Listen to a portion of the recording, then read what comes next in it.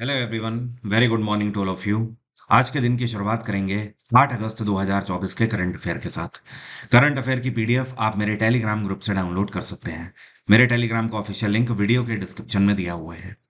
आज की जो सबसे बड़ी हेडलाइन है ये आ रही है पेरिस ओलंपिक्स 2024 से।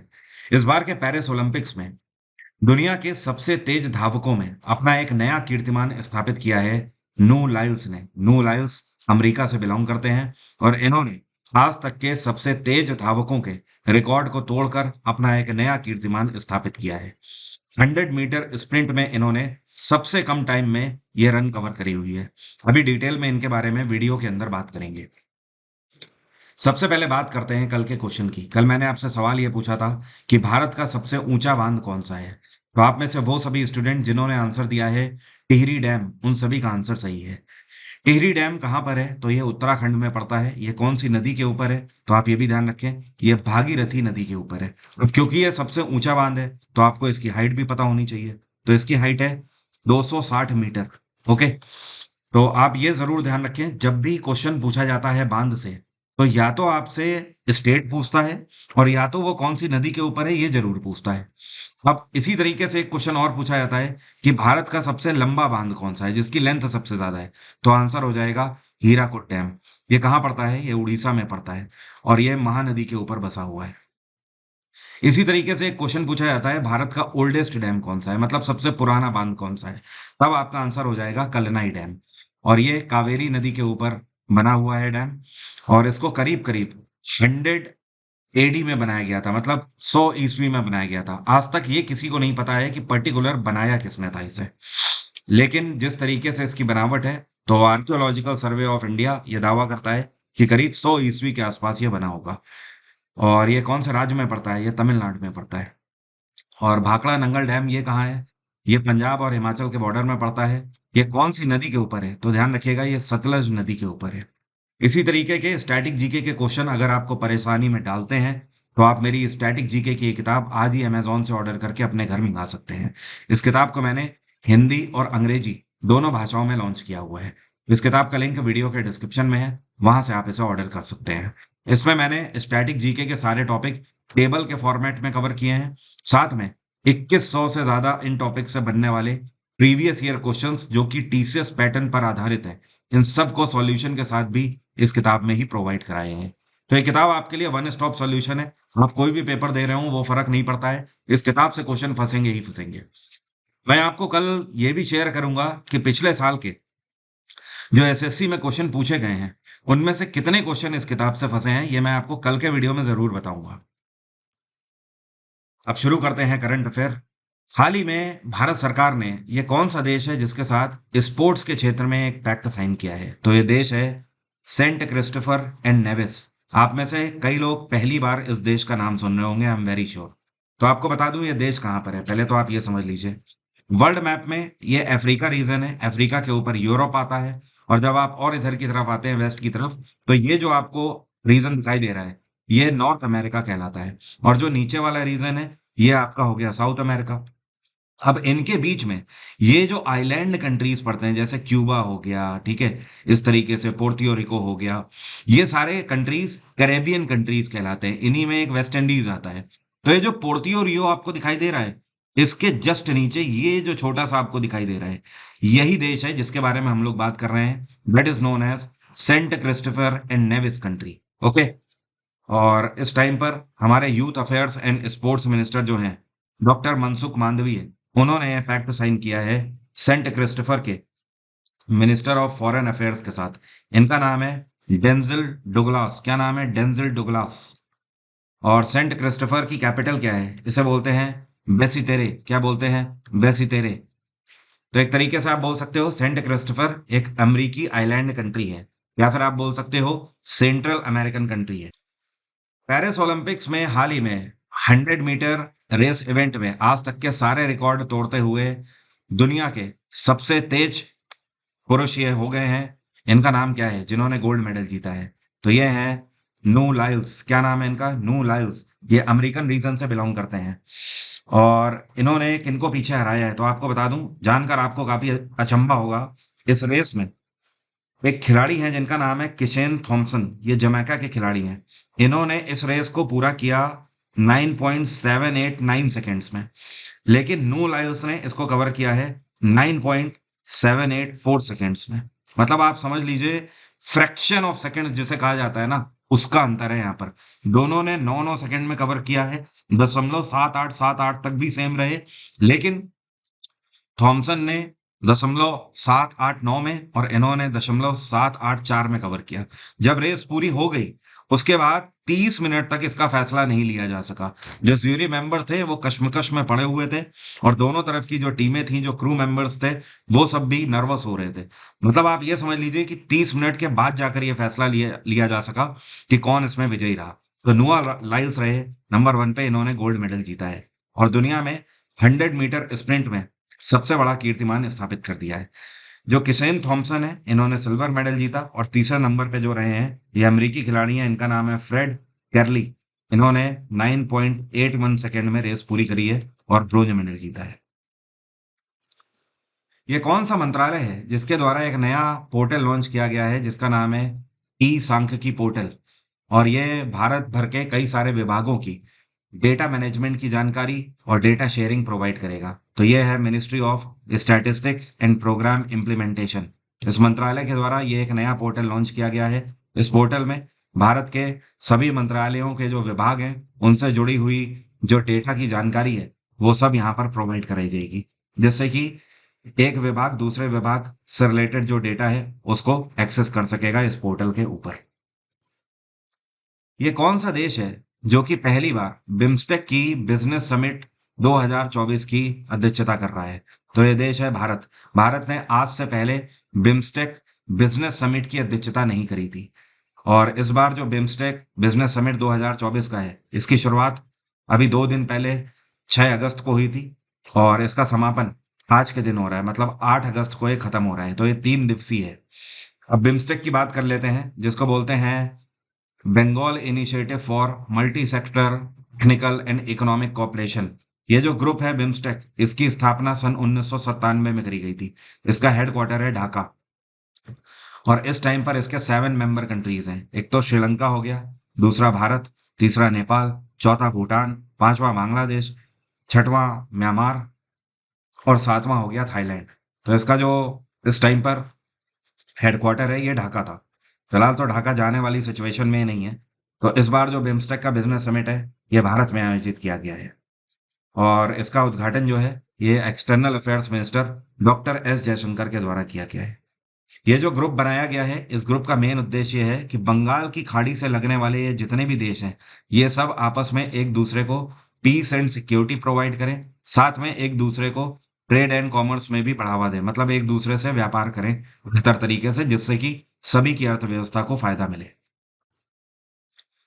हाल ही में एलआईसी के द्वारा कितने टर्म इंश्योरेंस नए प्लान लॉन्च किए गए हैं? तो एलआईसी ने नए 4 टर्म इंश्योरेंस प्लान लॉन्च किए हैं।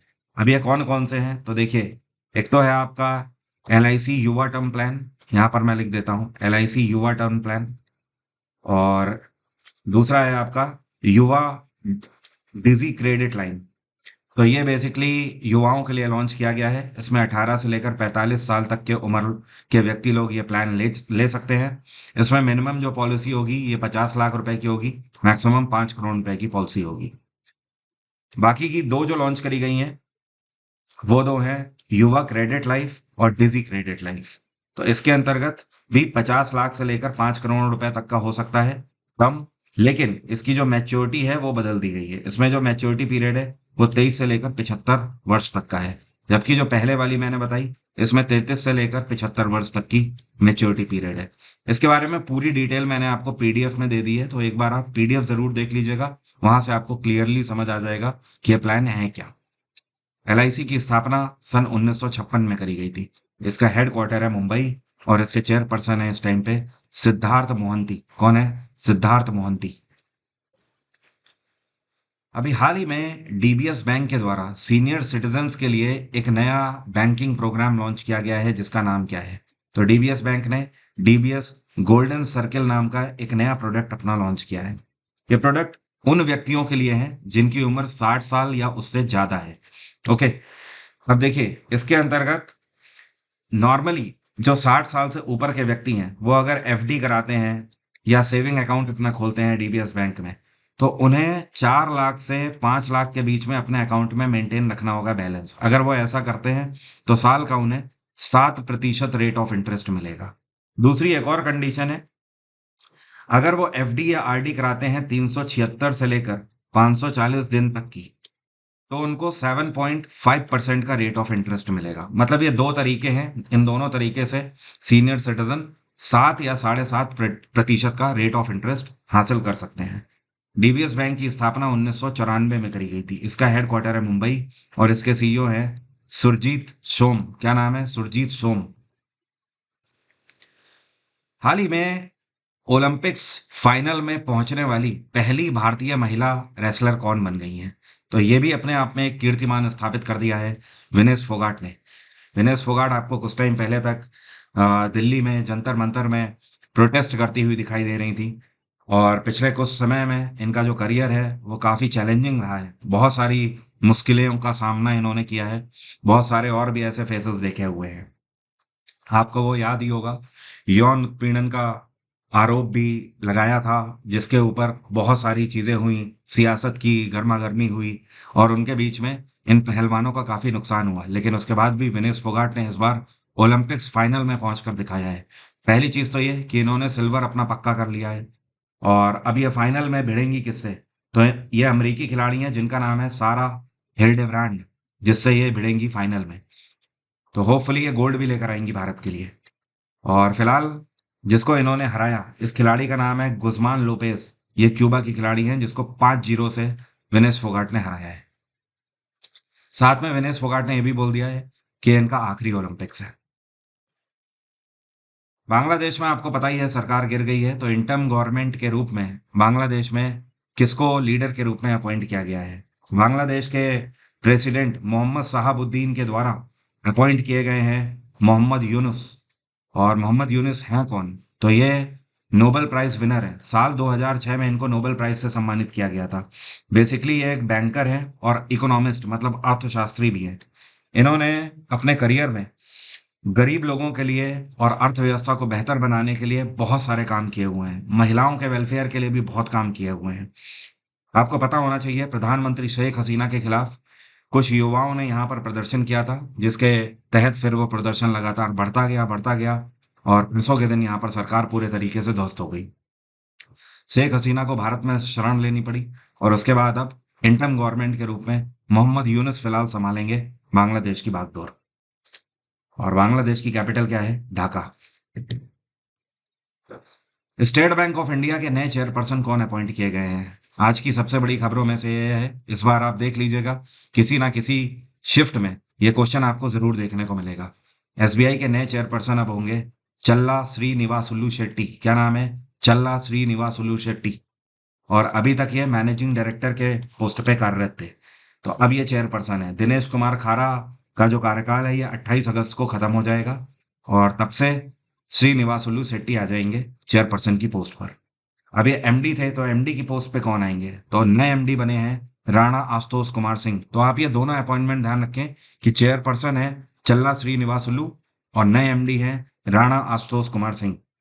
एसबीआई की स्थापना 1955 में करी गई थी। इसका हेडक्वार्टर है मुंबई। क्या आप बता सकते हो अभी कुछ टाइम पहले ही नेशनल हाउसिंग बैंक के नए मैनेजिंग डायरेक्टर कौन बने हैं? मैंने 4 दिन पहले आपको बताया है। तो ये है संजय शुक्ला। क्या नाम है? संजय शुक्ला। राष्ट्रीय हथकरघा दिवस कौन सा दिन मनाया जाता है? तो नेशनल हैंडलूम डे पिछले 10 सालों से हर साल 7 अगस्त के दिन मनाया जाता है। यह दिवस पहली बार मनाया गया था सन 2015 में। प्रधानमंत्री नरेंद्र मोदी के द्वारा इसको लॉन्च किया गया था। इसका मेन उद्देश्य ये है कि भारत भर में जितने भी हमारे वीवर्स हैं, जो कि जब काम करते हैं तो भारत की अर्थव्यवस्था को डायरेक्ट सपोर्ट मिलता है, तो उनके काम को प्रमोट करना इसका मेन उद्देश्य है। इस बार की थीम रही weaving sustainable future. Exam engine application से आप मेरे सारे बैचेस को अवेल कर सकते हैं। जीएसजीके का फाउंडेशन बैच इस बार के सभी एसएससी एग्जाम्स के लिए 50% का ऑफ चल रहा है, जिसे आप अवेल कर सकते हैं अभी। इस बैच का डायरेक्ट लिंक भी वीडियो के डिस्क्रिप्शन में है। Apart from this complete batch हो गया जिसमें सारे सब्जेक्ट आप अवेल कर सकते हैं एक ही बार में, या फिर जीएसजीके के साथ सिर्फ रीजनिंग, इस तरीके के कॉम्बिनेशन भी अवेलेबल हैं मेरे इस एप्लीकेशन में। इस एप्लीकेशन का डायरेक्ट लिंक भी वीडियो के डिस्क्रिप्शन में दिया हुआ है। स्टैटिक जीके की किताब का लिंक भी है, वो तो आपको पता ही है। यह कौन सा संस्थान है जिसके द्वारा महिलाओं के खिलाफ जो साइबर क्राइम्स हो रहे हैं उन्हें रोकने के लिए डिजिटल शक्ति केंद्र लॉन्च किया गया है? तो इसको राष्ट्रीय महिला आयोग के द्वारा लॉन्च किया गया है, नेशनल कमीशन फॉर विमेन। अब ये जो डिजिटल शक्ति केंद्र हैं, ये ऑनलाइन भी लॉन्च किए गए हैं और ऑफलाइन भी लॉन्च किए गए हैं। इसका मेन उद्देश्य है, जैसे आज की डेट में महिलाओं को डिजिटल सॉल्यूशन देने के नाम पर बहुत सारे ऐसे तरीके ढूंढ निकाले हैं लोगों ने, जिससे उनको ठग लिया जाता है। कई बार तो उनके अकाउंट हैक कर लिए जाते हैं, और अकाउंट हैक करने के बाद उससे पैसे निकाल लिए जाते हैं, या कई बार पर्सनल या सोशल मीडिया अकाउंट हैक करके उनकी फोटोज का मिसयूज या उनके वीडियोज का मिसयूज किया जाता है। तो इस तरीके के सारे क्राइम्स को रोकने के लिए डिजिटल शक्ति केंद्र खोले जा रहे हैं, और इसका मेन उद्देश्य होगा कि महिलाओं को डेटा प्राइवेसी और टेक्नोलॉजी अपडेशन के बारे में अवेयर करना। 1992 में करी गई थी। इसका हेडक्वार्टर है नई दिल्ली, और इसकी चेयरपर्सन है रेखा शर्मा। ये कौन सा यूरोपीय देश है जो कि पहला ऐसा यूरोपियन कंट्री बन गया है जिसने भारत से अंजीर के जूस को इंपोर्ट किया है? और आपको पता है भारत के पास जीआई टैग भी है अंजीर के जूस के लिए। तो अंजीर से ये जो जूस बनता है काफी न्यूट्रिशन फुल होता है, काफी वैल्यू है। तो पहला यूरोपियन कंट्री ये बन गया है पोलैंड। पोलैंड सरकार ने इसको इंपोर्ट कर लिया है भारत से। आने वाले समय में हम लगातार अंजीर का जूस एक्सपोर्ट करते रहेंगे पोलैंड को। और 2023 में पहली बार ये कौन सा देश बना था जिसने भारत से इस जूस को इंपोर्ट किया था? ये है हांगकांग, जहां पर पहली बार हमने इसको एक्सपोर्ट किया था। पोलैंड की कैपिटल है वर्सा, और यहाँ के प्रेसिडेंट है एंड्रेज दूदा। क्या नाम है? एंड्रेज दूदा। यहाँ के जो प्रधानमंत्री हैं इनका नाम है डोनाल्ड टस्क। अब मेरा आज का सवाल आपसे है, आप में से कितने लोग बता सकते हैं ये जो पुरगा हवाएं हैं ये कौन से देश में चलती हैं? कमेंट बॉक्स में लिखकर बताओ। मेरे फाउंडेशन बैच में history, polity, geography, science, economics, computer और पिछले 5 सालों के पीवाईक्यूज, ये सब कुछ मैंने एक पैकेज के रूप में आपको दिया हुआ है। सारे टॉपिक्स आप यहाँ से देख सकते हैं। ये वो टॉपिक्स हैं जो कि आपका सिलेबस 100 on 100 कंप्लीट करते हैं।